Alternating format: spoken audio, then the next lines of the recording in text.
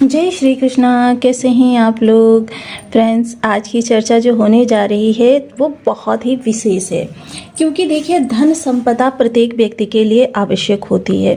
देखिए स्थितियां रिश्तों में किसी भी प्रकार की हों, लेकिन सबसे पहली मूलभूत आवश्यकता जो है वो धन ही होती है। जैसे कि अगर देखा जाए तो पंच महाभूतों के द्वारा सृष्टि का निर्माण हुआ है, किंतु मनुष्य द्वारा निर्मित छठी वस्तु जो है वह छठा तत्व जिसे कह सकते हैं, क्योंकि 5 तत्व जो होते हैं, 5 एलिमेंट्स जिनके द्वारा सृष्टि का निर्माण होता है, लेकिन मनुष्य ने एक ऐसी चीज बना ली है जिसे तत्व के रूप में हम कह सकते हैं, वो है धन। अब क्योंकि हमारे कर्म के कारक ग्रह वक्री होने जा रहे हैं, शनिदेव महाराज। अब शनिदेव महाराज जब वक्री हो जाएंगे तो जाहिर सी बात है पूरी तरीके से इनके प्रभाव चेंज हो जाएंगे। अब ऐसी स्थिति में हमारे लिए कहाँ से लाभ निकल कर आने वाला है, क्योंकि शनिदेव महाराज जिस समय पर वक्र होते हैं उस समय पर इनके जो स्वभाव में बहुत बड़ा परिवर्तन आता है, क्योंकि ग्रह एकदम विपरीत हो जाता है अपने स्वभाव से। और वैसे भी अगर नॉर्मल तौर पर हम शनि के स्वभाव की चर्चा करते हैं तो शनि को हम नारियल समान कह सकते हैं, जो बाहर से बहुत सख्त होता है लेकिन अंदर से उतना ही सॉफ्ट और उतना ही मीठा होता है। यानी इनके नियमों के अंतर्गत आकर या इनके नियमों का पालन करते हुए यदि जीवन को आगे बढ़ाया जाए तो ये नारियल के समान मीठे होते हैं, ऊपर से सख्त, लेकिन जो भी चीज़ें अपराध देते हैं और वैसे भी इनको छप्पर फाड़ कर देने वाला ग्रह कहा जाता है। अब हमारे राशिपति भी होते हैं और तृतीय भाव में ये वक्री होंगे। अब वक्र ग्रह का स्वभाव क्या होता है, काफ़ी असमंजस भरा। असमंजस भरा कैसा, क्योंकि कभी एक भाव आगे से प्रभाव प्राप्त होने लगते हैं, कभी एक भाव पीछे से। और अगर शास्त्र की माने तो ये चीज भी होती है कि जिस समय शनिदेव वक्र होते हैं उस भाव से संबंधित जितने भी आपने पाप कर्मास किए हुए होते हैं उन पाप कर्मास का हमको फल यानी कि दंड देने का कार्य करते हैं। तो अब जाहिर सी बात की है कि शनिदेव के जो हम कर्म कर रहे हैं उनमें हमको गति नहीं लानी है, उनको हमें विराम देना है। अगर हमारे पहले से कोई कर्म चल रहे हैं तो उन्हीं को सामान्य रूप से आगे बढ़ाना है। लेकिन अब हमको कहाँ से मिलेगा, बहुत बड़ी समस्या हो जाती है कि हमको अब मिलेगा कहाँ से। तो इस सबसे बड़ी समस्या का निवारण जो है वह देंगे आपके शुक्रदेव महाराज, जिन्हें ज्योतिष शास्त्र में प्रेम, सौंदर्य, लग्जरी का कारक ग्रह माना जाता है। ये 3 वो महत्वपूर्ण चीज़ें होती हैं जो कि सबसे महत्वपूर्ण चीज़ें जिनकी हर व्यक्ति कामना करता है, ये हमको शुक्रदेव महाराज देते हैं। और यदि देखा जाए तो कि आपके पंचम और आपके दसम स्थान के स्वामी भी होते हैं शुक्रदेव महाराज। और वर्तमान समय में यदि देखा जाए तो ये अष्टम स्थान में शुक्र के साथ विद्यमान है, केतु के साथ। अब अष्टम स्थान में सिंह राशि है, ज्वलंत राशि है, अग्नि तत्वीय राशि है। अग्नि तत्वीय राशि जो होती है क्रोध का प्रतिनिधित्व करती है, ये प्रचंड ज्वाला को भड़काती है। अब ज्वाला ये जो हालांकि काफ़ी ज़्यादा चीज़ें जो अलगाव से जुड़ी हुई थी या विरक्ति जुड़ी हुई थी, यानी कि आपको इस समय जीवन साथी से बहुत ज़्यादा मोह नहीं था, ऐसे में आप किसी और के प्रति बहुत ज़्यादा आकर्षित भी हो रहे थे। ये सारी चीज़ें अब आपकी विराम लेंगी और शुक्र के अब आपको बहुत अच्छे रिजल्ट मिलेंगे, क्योंकि देखिए शनि की सबसे योग कारक प्लैनेट या शनि का पूरक, क्योंकि शनि और शुक्र को एक दूसरे का पूरक और कारक ग्रह माना जाता है। ऐसी स्थिति में शुक्रदेव महाराज का ये जो परिवर्तन होने जा रहा है, हालांकि परिवर्तन यहाँ पर हम 2 चर्चा करेंगे, डिस्कस करेंगे, क्योंकि ये दोनों ही परिवर्तन जो होंगे शुक्र की स्थिति में बहुत बड़ा बदलाव लाने वाले हैं। इन सभी स्थितियों का विशेष तौर पर अब चर्चा करेंगे। बने रहें हमारे साथ इस वीडियो में, एंड तक आपको बहुत कुछ जानने के लिए मिलेगा। वीडियो बहुत ज्ञानवर्धक होने वाला है।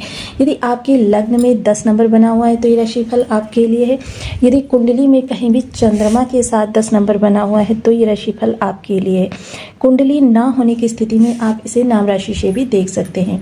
यदि अभी तक आपने अपने इस चैनल को सब्सक्राइब नहीं किया है तो प्लीज़ सब्सक्राइब कर लीजिए, वीडियो को लाइक कर दीजिए, चैनल को शेयर कर दीजिए। इससे होगा क्या कि हमारे आने वाले हर वीडियो की नोटिफिकेशन मिल सकेगी आपको। सबसे पहले एक प्यारा सा कमेंट करना बिल्कुल ना भूलें। कमेंट से हमें बहुत मोटिवेशन मिलता है, हौसला मिलता है और ये पता चलता है कि आप और क्या जानना चाहते हैं।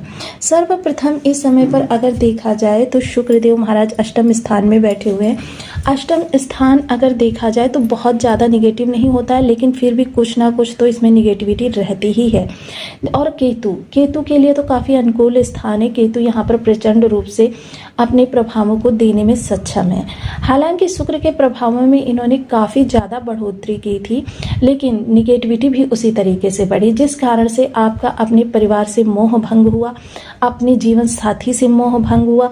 जिन चीज़ों को अभी तक आप बहुत प्रेम पूर्वक देख रहे थे, वही चीज़ों से आपका इस समय पर मोह भंग करना केतु का विशेष प्रभाव रहा, जिस कारण से मकर राशि के मोस्टली लोगों को जो थोड़ा सा असावधान रहे, उनको इस समय पर पारिवारिक क्लेश भी बहुत ज़्यादा देखने में आया, जिस कारण से क्या हुआ कि मन में काफ़ी ज़्यादा व्यथा उत्पन्न हुई। लेकिन अब शुक्रदेव महाराज देखिए, पहले तो ये अब जो 29 जुलाई को अपना नक्षत्र परिवर्तन कर रहे हैं। नक्षत्र परिवर्तन करने का कह सकते हैं कि 70% इफेक्ट ग्रह पर पड़ेगा। अब 70% इफेक्ट पड़ेगा क्योंकि अभी ये वर्तमान समय में पूर्व फाल्गुनी नक्षत्र से गोचर कर रहे हैं, जो कि सिंह का यानी कि जहाँ के स्वामी सूर्यदेव होते हैं और सिंह का प्रतिनिधित्व होता है। और अब यह 29 जुलाई को राशि परिवर्तन करके चले जाएंगे। देखिए 29 जुलाई को ये नक्षत्र परिवर्तन करेंगे, 1 अगस्त को राशि परिवर्तन करके चले जाएंगे भाग्य भाव में। अब भाग्य में बैठा हुआ ग्रह, पहले तो इसकी निगेटिविटी यदि देखी जाए तो निगेटिविटी काफ़ी हद तक कम हो जाती है। यदि किसी के बर्थ चार्ट में भाग्य भाव में कोई ग्रह आकर बैठ जाए, कोई भी ग्रह हो, तो वहाँ पर 50% उसकी नकारात्मकता कम करके आकी जाती है। जो अगर मान लीजिए कोई नकारात्मकता उस व्यक्ति की 70% बनी हुई है या 50% बनी हुई है, 50% बनी हुई है तो उसको ओनली हम 25% आंकेंगे, और अगर 70% बनी हुई है तो उसको हम केवल 35% आंकेंगे। जिस वजह से हमको ज्ञात होता है कि हमारे लिए प्रभाव कितने विषम या कितने प्रचंड जागृत होते हुए दिखाई देंगे। अब शुक्र 1 अगस्त को जब राशि परिवर्तन करके चले जाएंगे और 29 जुलाई को इनका जो नक्षत्र परिवर्तन होगा, पूर्व फाल्गुनी से निकलकर उत्तरा फाल्गुनी नक्षत्र में ये प्रवेश करेंगे, जहाँ के स्वामी स्वयं शुक्रदेव महाराज होते हैं। और शुक्रदेव महाराज होने के साथ साथ यहाँ पर आर्यमन का विशेष प्रभाव रहता है। आर्यमन जो है अदितियों के स्वामी हैं। अदिति बहुत महत्वपूर्ण है। और एक महत्वपूर्ण चीज़ ये भी रहेगी, शुक्र की दृष्टि शनि पर रहेगी और शनि की दृष्टि शुक्र पर रहेगी, जिस कारण से शुक्र की दृष्टि जब शनि पर रहेगी तो जाहिर सी बात है, वक्र स्थिति में होते हुए भी अब शनि हमारे लिए उतने प्रचंड प्रभाव नहीं जागृत कर पाएंगे जितने प्रचंड प्रभाव इन्होंने पिछले समय में वक्र होकर हमको दिए थे। क्योंकि इस समय पर शुक्र की दृष्टि होने से, क्योंकि सकारात्मक प्लैनेट, यानी कि देखिए किसी भी व्यक्ति से या अगर देवी देवताओं से हम बात करें, जैसे महादेव जी से हमको कुछ चाहिए तो महादेव जी अगर हमसे रुष्ट हैं तो हम किसको मनाएंगे? माता को, माता गौरा को। माता गौरा को मनाकर हम वो सारी चीज़ें प्राप्त कर सकते हैं जिनको कि भोलेनाथ जी हमको नहीं देना चाहते। तो जाहिर सी बात है यही चीज़ें यहाँ इन दोनों ग्रहों के साथ होती हैं। अब शनि का इस समय स्वभाव जो होगा प्रचंड रूप से ज्वलंत होगा, लेकिन शुक्र का स्वभाव इस समय शनि के स्वभाव में चेंजेस लाएगा, जिस कारण से हमें यहाँ से भी अच्छा मिलेगा और यहाँ से भी भाग्य भाव में बैठे हुए हैं, यहाँ से भी अच्छा मिलेगा। दूसरी चीज़ क्या रहेगी कि इस समय उत्तरा फाल्गुनी नक्षत्र में ये गोचर करेंगे। उत्तरा फाल्गुनी नक्षत्र की यदि चर्चा की जाए विशेष रूप से, तो उत्तरा फाल्गुनी नक्षत्र देखिए विशेषतः ये एक इसका जो कह सकते हैं कि बुध से जुड़ा हुआ प्रभाव रहेगा और 3 जो नवमांस रहेंगे वो बुध के प्रभाव में रहेंगे। तो जाहिर सी बात है कि प्रथम नवमांस सिंह के अंतर्गत आएगा और बाद के 3 नवमांस जो होंगे वो बुध के अंतर्गत आएंगे। प्रथम नवमांस जो कि लगभग आपका 6 से 7 दिनों का रहने वाला है, क्योंकि शुक्र जो है 1 माह के लिए यहाँ पर गोचर करेंगे। 1 माह के लिए यहाँ पर गोचर करेंगे तो सबसे पहले जो आपके कार्य से जुड़ी हुई शनि जटिलता उत्पन्न करेंगे। जटिलताएं शनि बहुत ज़्यादा उत्पन्न करते हैं, उन जटिलताओं में शुक्र के प्रभाव से कमी आएगी, क्योंकि शुक्र कंफर्ट को दिखाते हैं, आपके आराम को दिखाते हैं, आपकी लाइफ में जो ज़्यादा स्ट्रगल्स बनी होती हैं उनको कम करने का काम करते हैं। अब जाहिर सी बात है, जैसे मान लीजिए कोई व्यक्ति ऑफिस में सारा अपना काम बही खाते लिख कर करता है, लेकिन जब शुक्र वहाँ पर इंक्लूड होंगे तो जाहिर सी बात है कि उसको वो कार्य जो है वो लैपटॉप वगैरह पे करना प्रारंभ कर देगा। आपकी नॉर्मल लकड़ी की चेयर है ऑफिस में, लेकिन जब शुक्र आपके लिए शुभ हो जाते हैं तो आपको व्हील मतलब मूविंग चेयर मिल जाती है। तो मतलब यही चीज़ें होती हैं कि चीज़ें हमारी बदलने में ग्रहों का विशेष योगदान होगा। वहीं शुक्र जब इस स्थान पर आएंगे, शुक्र अपना प्रभाव प्रदान करेंगे, तो जाहिर सी बात है कि भाग्य भाव में बैठा हुआ ग्रह विशेषता आपके 12 भावों को प्रभावित करता है।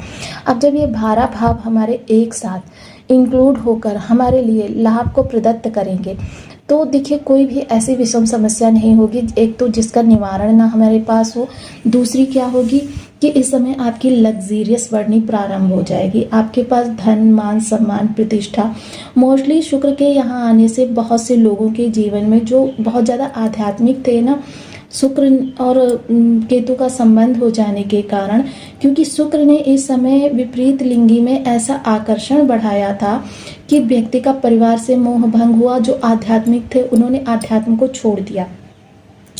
मतलब वही चीज़ हो गई कि जैसे विश्वामित्र की तपस्या मेनका ने भंग की, वही चीज़ें इस समय पर हो गई थी। अब शुक्र के प्रभावों को और ज़्यादा बढ़ाना हो तो इस समय सबसे पहले अपने पार्टनर को, जो आपका जीवन साथी है, उसके साथ आपको बहुत ही घुल मिल कर रहना है। उसकी प्रत्येक स्थिति को समझना है, उसकी प्रत्येक परिस्थितियों का निवारण करना है। देखिए सबसे पहले तो अगर पुरुष के लिए देखा जाए तो उसकी स्त्री जो होती है वो शुक्र होती है, उसकी पत्नी जो होती है, और पत्नी के लिए यदि देखा जाए उसका पति जो होता है उसका गुरु होता है। तो ये अगर गुरु और शुक्र दोनों ग्रहों को अच्छा करना है तो पुरुष को चाहिए कि वो अपनी पत्नी को बहुत मान सम्मान, रिस्पेक्ट, उसकी हर इच्छा का आदर करे। सबसे बड़ी चीज़ ये, क्योंकि अगर आप पत्नी की इच्छाओं का सम्मान नहीं करते हैं, उसका आदर नहीं करते हैं, तो समझ लीजिए कि आप कितना भी पूजा पाठ कर लें, कितना भी मंत्र जप कर लें, कितना भी आप कर्म में मेहनत कर लें, आपका शुक्र आपको अच्छे रिजल्ट नहीं देगा। क्योंकि जो घर की स्त्री होती है, पत्नी होती है, उसको लक्ष्मी स्वरूपा इसीलिए माना